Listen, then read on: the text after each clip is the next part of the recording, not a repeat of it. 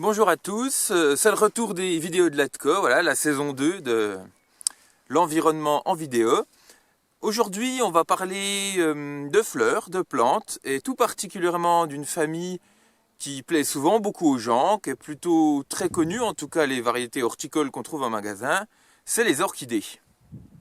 Moi les orchidées, je suis très loin d'être un spécialiste, hein, je commence à m'y intéresser. Donc pardonnez-moi si je fais des erreurs dans cette vidéo, surtout sur l'identification. Il faut savoir que les orchidées, il y a des milliers d'espèces dans le monde et à ma connaissance, on a 87 espèces ou sous-espèces dans l'Aude. On a un département avec le plus grand nombre d'espèces en France, quasiment.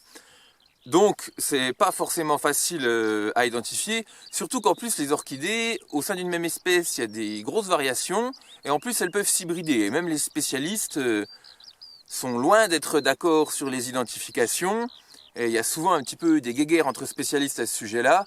Alors moi qui suis très loin d'être un spécialiste, ça se trouve je vais faire hérisser les cheveux de certains, j'en suis désolé, je vais faire de mon mieux. La première dont je vais vous parler, c'est celle-ci. On en voit beaucoup ces temps-ci, hein, avec cette jolie couleur magenta pourpre, chacun décidera, qu'on voit beaucoup sur le bord des routes par exemple. Donc je vais peut-être commencer à me tromper tout de suite parce que je ne sais pas si c'est une orchis mâle ou une orchis bouffon. Si quelqu'un a la réponse, n'hésitez pas à m'envoyer un mail, je serai très content d'avoir une certification là-dessus. Donc les orchis, c'est une famille qu'on va trouver assez facilement, c'est une grande famille. Et celle-là, c'est vraiment celle qu'on voit pousser partout ces temps-ci. Voilà, une très jolie orchidée qu'on peut voir un petit peu partout. Alors les ophrys, c'est une petite famille d'orchidées. Enfin, il y a beaucoup d'espèces, mais c'est des petites orchidées dans l'ensemble. Ici, on a un exemple, c'est des ophrys fusca. Donc ici, on peut voir des lutea aussi. Il y a des araneolas, c'est différentes espèces qui sortent assez précocement. Il y en a d'autres qui vont s'échelonner tout le long de la saison. Alors, c'est des petites espèces dont le labelle, une partie des pièces florales, en fait un pétale modifié, le labelle qui est là, va souvent imiter la forme d'un insecte qui, prenant le pétale pour un partenaire, va tenter de s'accoupler avec lui, va ainsi récupérer du pollen, et quand il fera la même chose sur une autre fleur, il va féconder l'autre fleur. Alors normalement, la fleur est faite d'une façon à ce qu'il n'y ait pas d'autofécondation. L'insecte ne va pas féconder la fleur qui porte des organes sexuels mâles et femelles dans le gynecée, qui est la petite boule qui est au-dessus. Il va pas féconder la fleur par son propre pollen, il va aller féconder une autre fleur. Par contre, en l'absence de pollinisation via des insectes, en absence d'entomogamie, certaines ophrys sont capables de s'autoféconder. C'est par exemple le cas de l'ophrys abeille, mais qui va fleurir un peu plus tard dans la saison. Donc voilà, c'est vraiment des petites fleurs qui sont très enviées des orchidophiles du monde entier parce qu'elles sont circoncis à la région méditerranéenne. Ici, on a des ophrys fusca également, mais qui ont déjà été fécondés, donc qui commencent à faner, c'est normal.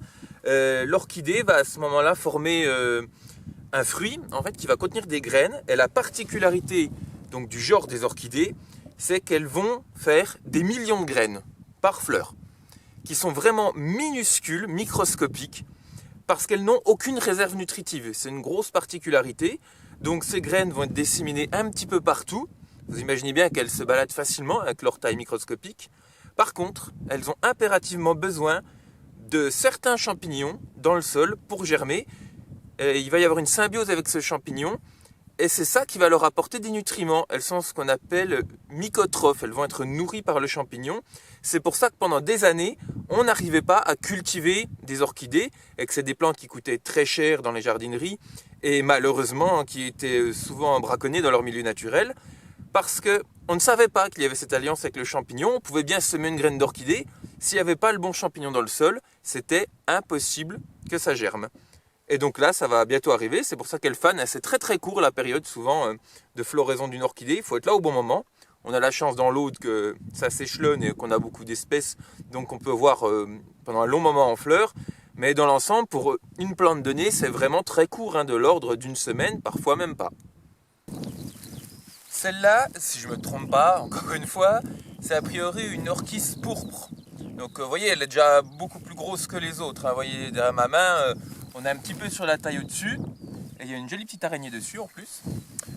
Donc celle-là, encore une fois, sauf erreur de ma part, elle va surtout attirer les insectes grâce à son odeur, toutes les orchidées n'imitent pas forcément un insecte. Il y en a aussi qui vont émettre certaines odeurs qui vont les attirer, donc ça va être par exemple des odeurs sucrées. Mais tous les insectes n'aiment pas forcément l'odeur sucrée.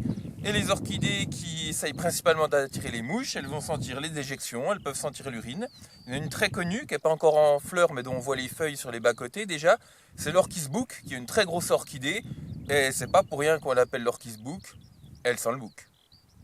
Les orchidées sont des plantes qui vont souvent pousser dans des pelouses qu'on dit pelouses sèches, un type de végétation particulière très présente dans les corbières.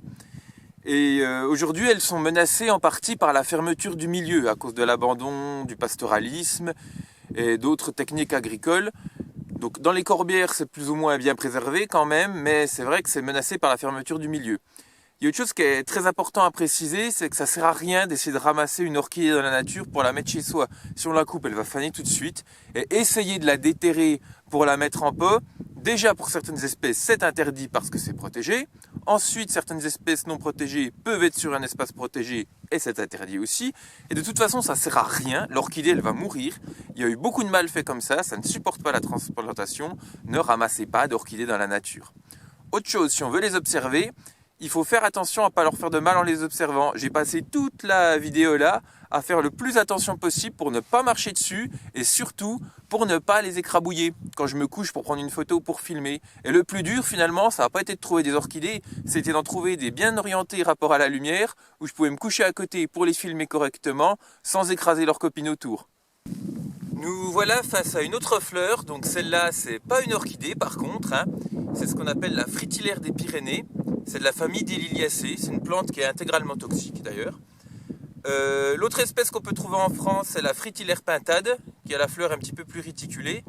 Celle-là, elle est plus uniforme et surtout elle a le petit liseré jaune en bas qui permet de la reconnaître. C'est pas une fleur super courante, ça vit dans les milieux comme ça, c'est ouvert, plutôt pelouse sèche. Et on peut l'observer à cette période de l'année. Et ce qui est sympa sur le col des Fourches, c'est qu'il y a des endroits où on peut être entouré de plusieurs centaines de fleurs, alors que d'habitude on en trouve quelques-unes éparses de ci de là, mais là ici il y en a vraiment beaucoup. J'espère que cette nouvelle vidéo, première vidéo de la nouvelle saison vous aura plu. Donc nouvelle saison, nouveau matériel. Je vais essayer de filmer un maximum de choses et je vous dis à bientôt pour de prochaines vidéos.